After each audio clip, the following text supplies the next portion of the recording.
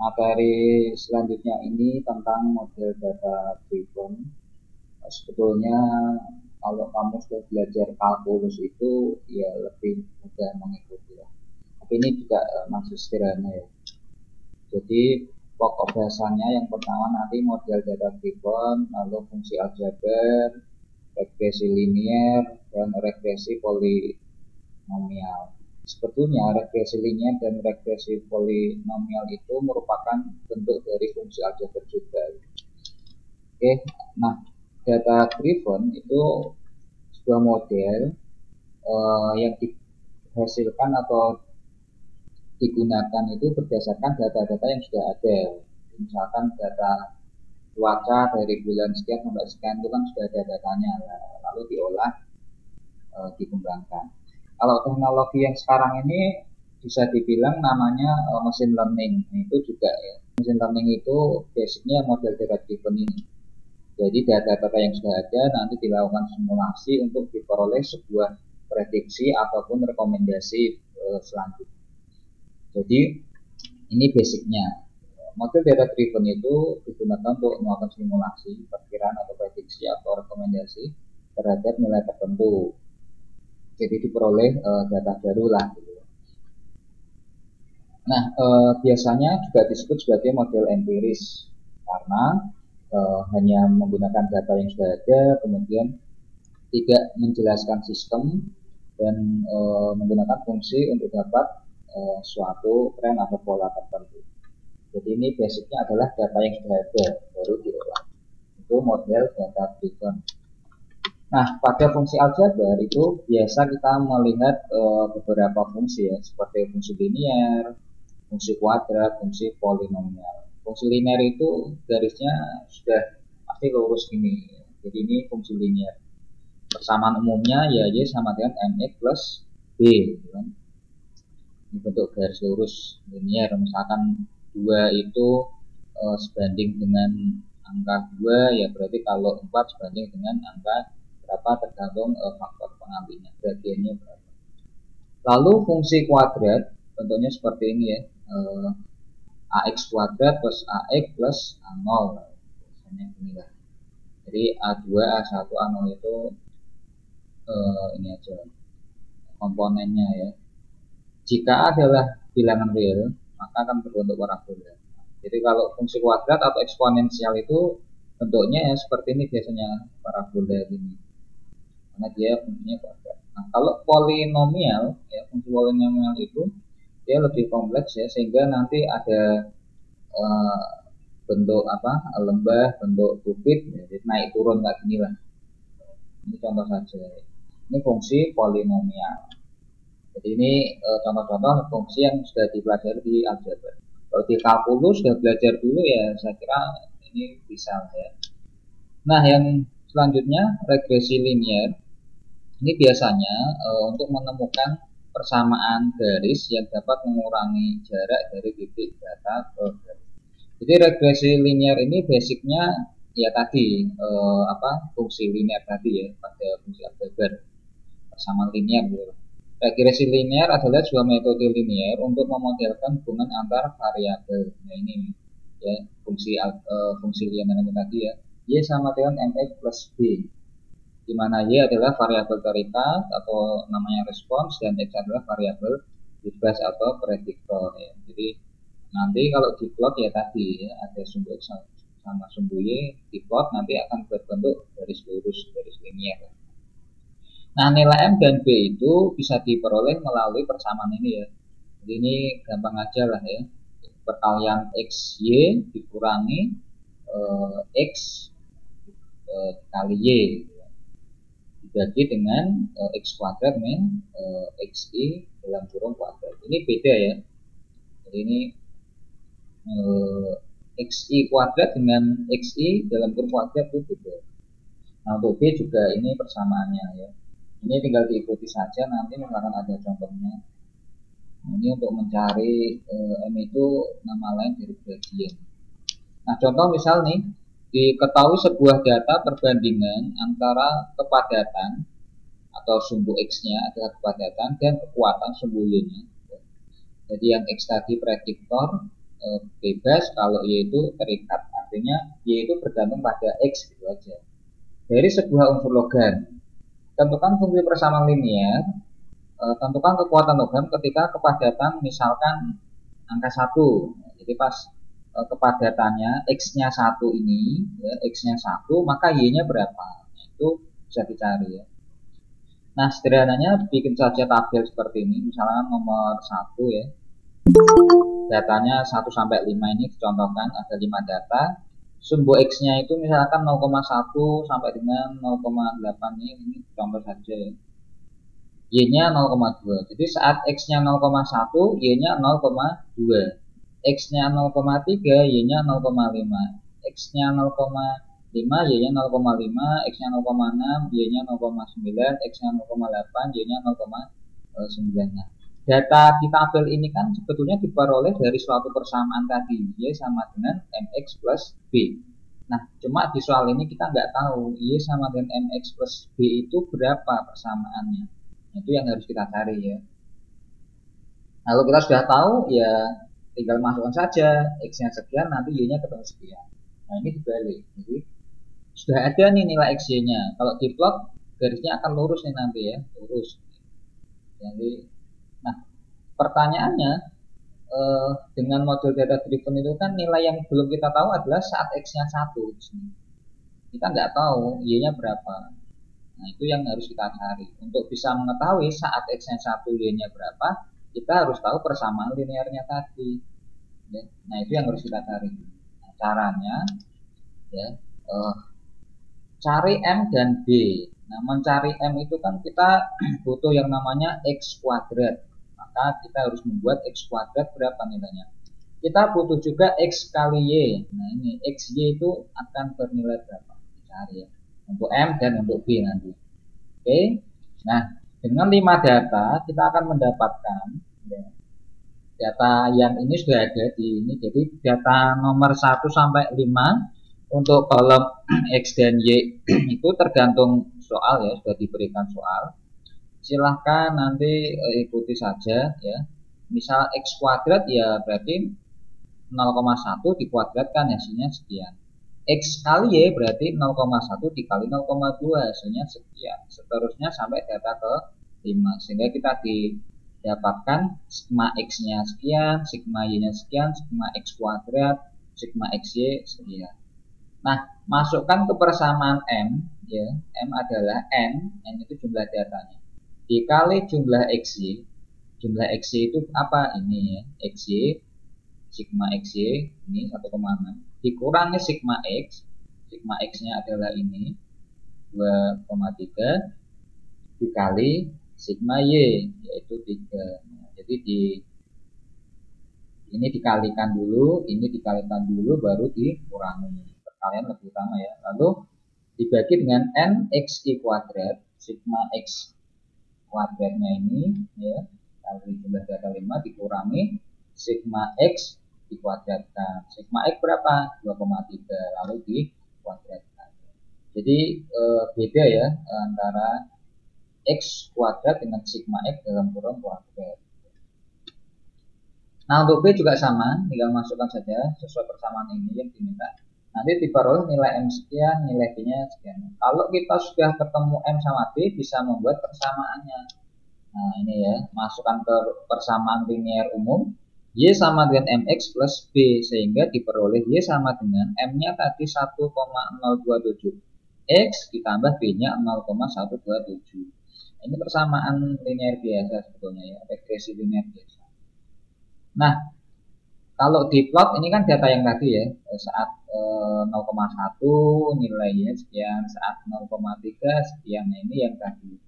Ini grafik tadi ya, kalau ditarik garis lurus ya seperti ini. Nah, pertanyaannya nilai 1 ini berapa Y-nya? Saat X-nya 1, Y-nya berapa? Kan belum ada sini. Nah, dicari pakai persamaan ini. Jadi, ketika kepadatan yang diminta adalah 1, maka Y-nya tadi, yaitu mewakili apa tadi? Kekuatan kan? Nih, kekuatan. Maka kekuatannya berapa? Jadi, kepadatannya 1, kekuatannya masukkan persamaan ini diperoleh. Ya. Di saat X-nya 1 kita akan mendapatkan 1,154. nilai ini diplot kira-kira di sinilah ya, nanti ketemu di sini 1,15. Nah ini garis tarik garis lagi kan masih linear, begitu ya. Ini contoh regresi linear. Oke, berikutnya regresi polinomial ya. Jadi kalau linear tadi kan garisnya lurus gitu aja. Bagaimana kalau polanya tidak linear, tidak lurus gitu? Kalau kurvanya naik turun, kayak gini kan, ini naik lalu turun gitu kan. Nah ini tidak linear namanya. Kalau linear itu naik naik terus, turun turun terus, itu linear.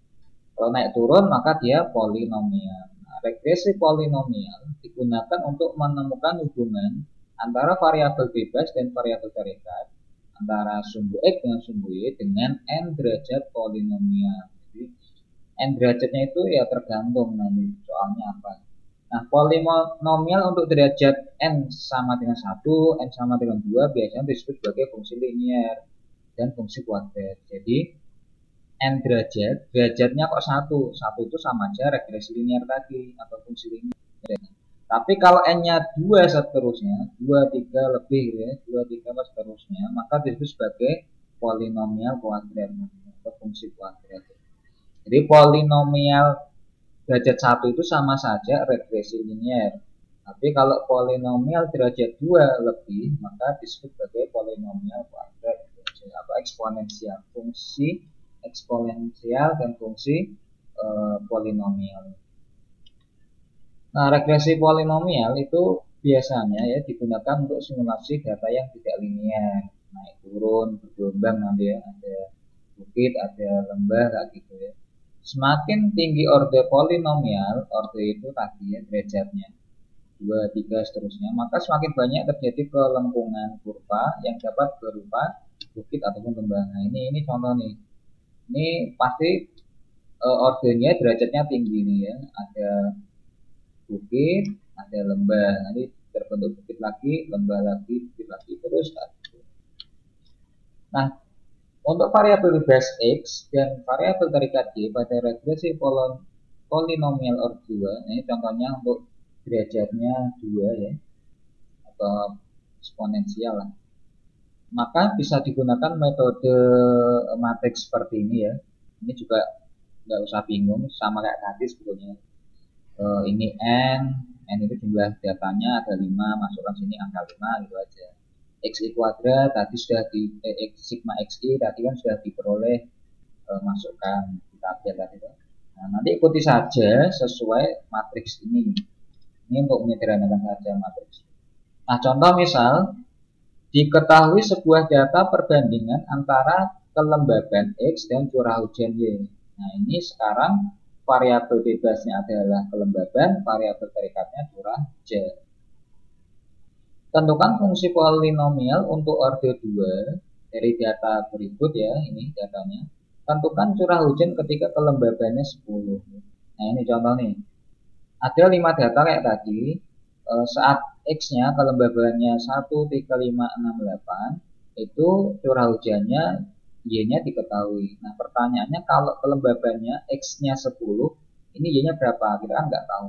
Maka sama caranya, harus mencari fungsinya tadi ya, fungsi kuadratnya atau fungsi eksponensialnya atau polinomialnya seperti apa. Nah, caranya gini. Hitung elemen matriks sama kayak tadi. Bikin saja tabelnya ya. Seperti ini aja lah, X kuadrat, pangkat 3, pangkat 4, X kali Y, X kuadrat kali Y. Nah, ini diperlukan dari mana data ini, kenapa muncul ini, itu dari matriks ini tadi ya. Kayak tadi kan dari rumus M dan B-nya, maka mengikuti. Jadi ini tabel juga mengikuti dari matriks ini ya. Kita butuh XI, butuh YI, butuh X kuadrat, berarti ini X kuadrat. Sigma X sudah ada juga ya. X kuadrat, X pangkat 3, X pangkat 4 ya. Seterusnya itu mengikuti saja. Jadi tinggal masukkan X kuadrat ya 1 kuadrat, kemudian X pangkat 4 ya pangkat 4 gitu kan. X kali Y ya ini X kali Y. X kuadrat kali Y berarti 1 dikali 3 dapat 3, seterusnya ya. Nanti nilai sigmanya tinggal dijumlah saja ini ke bawah. Kalau pakai Excel gampang nih, cepat ya. Membuat fungsi tadi grafik ini pakai Excel juga bisa masukkan apa data-data yang ada tadi ya. Ini nggak usah ngitung gini, langsung ini kamu bisa ketemu nih nilai N, nilai B-nya, langsung ketemu grafiknya, itu bisa kalau sudah terbiasa pakai Excel. Oke, lanjut ya.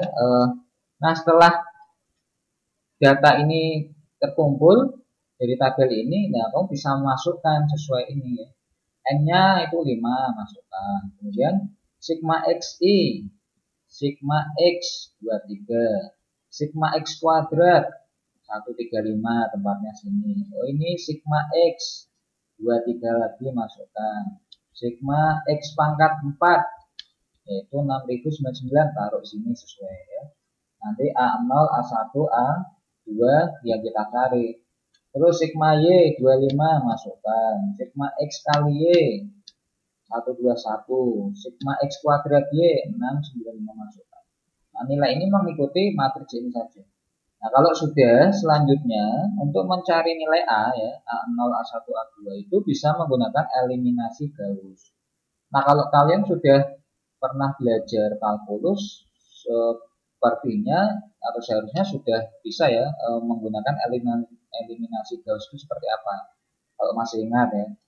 Nah, tapi sederhananya ikuti saja ini ya. Ini mencari nilai A dengan eliminasi Gauss. Pertama ya, nanti bisa mengikuti sahabat yang sederhana aja ini.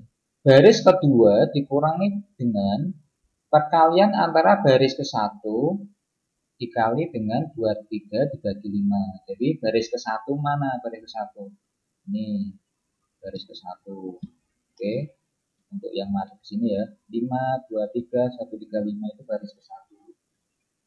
23, 135, 881 baris kedua, ini baris ketiga.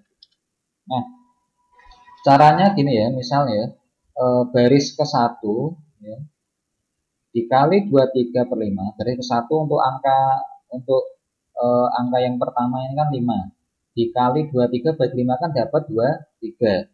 Sehingga baris kedua dikurangi nilai ini kan berarti 23 kurangi 23 tadi.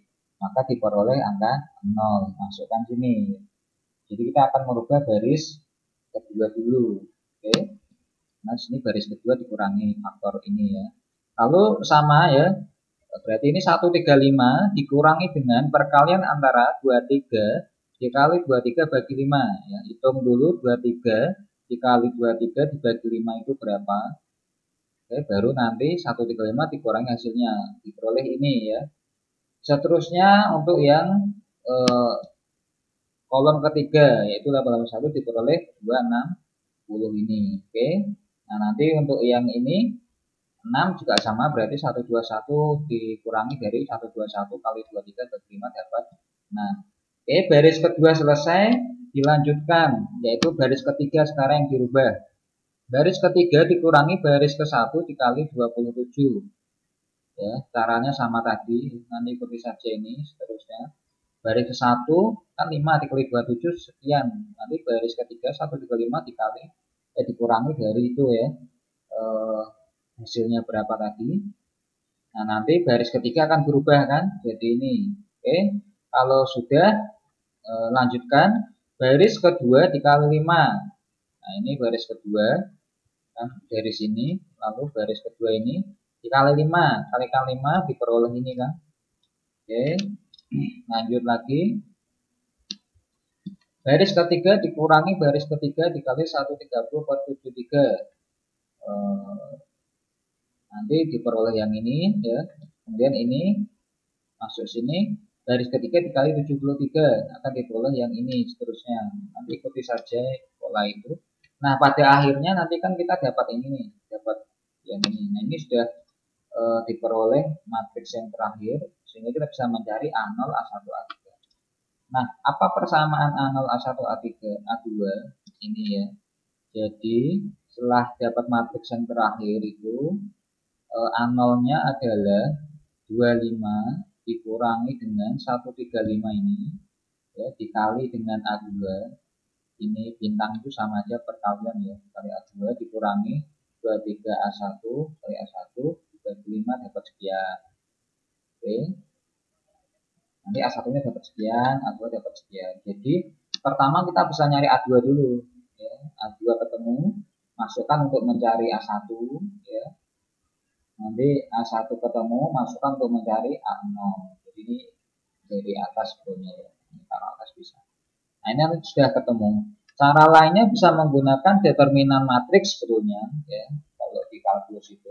Kalau kamu malas menggunakan ini, nah, tapi sama. Kalau determinan matriks itu langkahnya sama ya sampai sini. Nah, setelah dapat ini untuk mencari A0, A1, A2 itu ya, kalau nggak mau pakai persamaan ini, pakai saja determinan matriks. Jadi nanti nambah lagi beberapa matriks gitu. Itu bisa. Ini untuk mempersingkat lagi.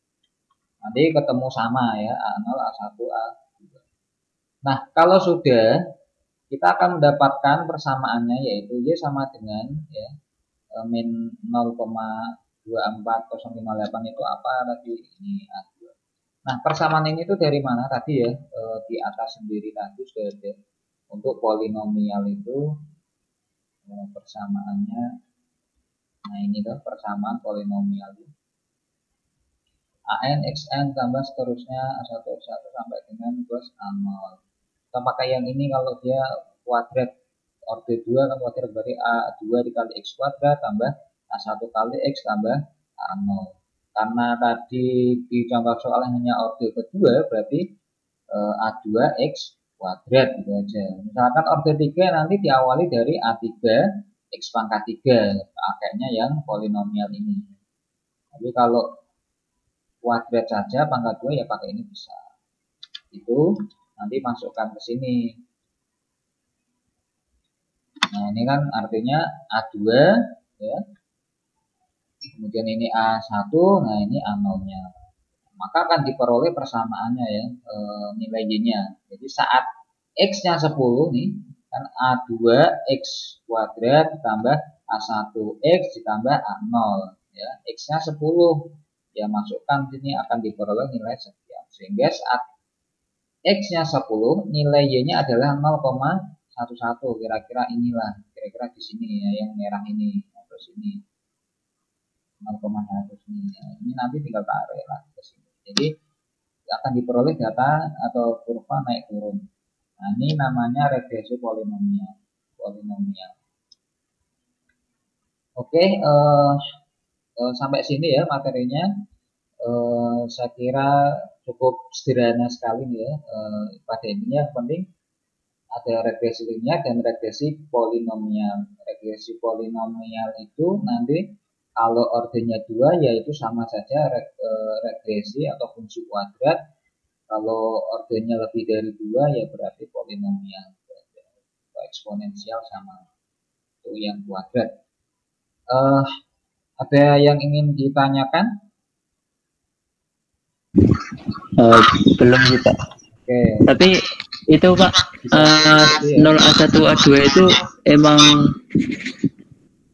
ya, kalau mencari apa regresi linear polinomial regresi polinomial itu Pak. Iya, itu ya ini kan namanya komponen ya, komponen untuk X kuadrat. Komponen untuk X itu berarti A1, mengikuti kuadratnya saja. Kalau misalkan X pangkat 3 berarti ini A3 gitu aja. Ini namanya indeks atau bilangan apa namanya? Komplement lah gitu ya.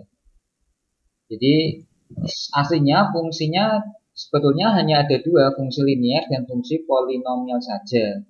Nah, fungsi linear itu yang ini sederhana sekali, regresi linear. Kalau fungsi polinomial itu tergantung ordernya berapa. Kalau order 2, ya berarti sini X-nya pangkat 2. Maka nanti A-nya A2.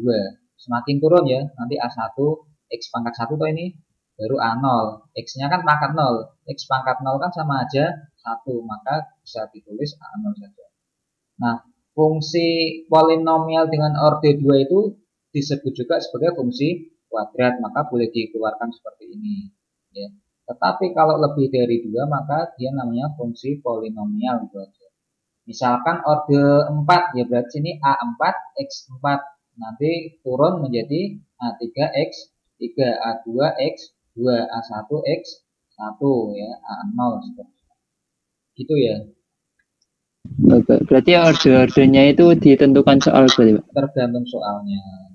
Misalkan minta di soal ini saya punya kasus ini ya, kasus ini, tapi saya pengennya menggunakan fungsi eksponensial orde ketiga ya kamu nanti pakai orde ketiga gitu aja ya. Baik, Pak. Oke. Yang lain ada? Kalau nggak ada ya nanti bisa dipahami kembali ya. Saya coba upload ke YouTube biar nanti bisa dipakai bahan belajar ketika akan UAS gitu. Oke, jika tidak ada, saya kira cukup. Saya akhiri. Selamat siang. Assalamualaikum warahmatullahi wabarakatuh.